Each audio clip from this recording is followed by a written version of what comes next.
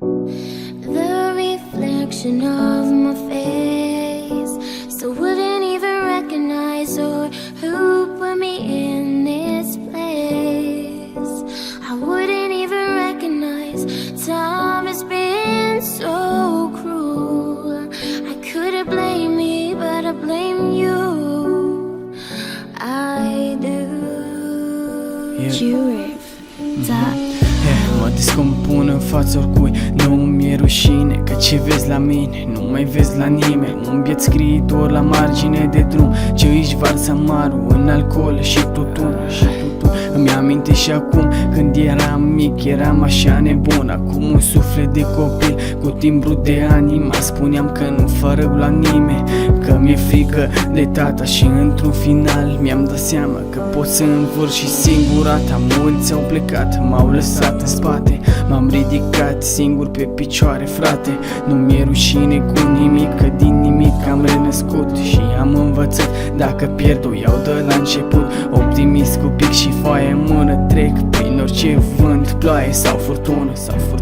La final eu o să-mi plătesc păcatele cu datorii, că restul au plecat și au întors spatele.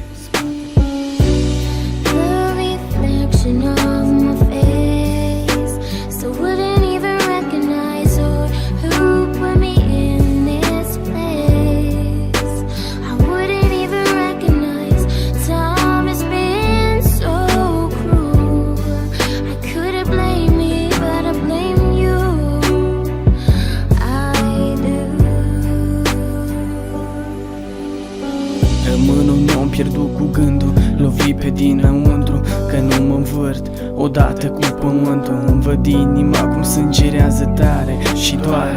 E vorba de nepăsare, toți te calcă în picioare. Tu rămâi tare, dragă inimă, promit că voi fi lângă tine. Mă știu, ești plină de ură și excese, și eu aș vrea să văd rasa umană făcând progres. În școala vieții ai fost repetentă, dar în viața altora mult prea prezentă. Acum ai o tentă de negru și ai lăsat un corp să devină celebru. Ai plecat grăbită și cum te știam așa de mare, ai devenit atât de mică. Acum e frică că vei pleca de tot și voi rămâne un scriitor viu, dar cu sufletul mort.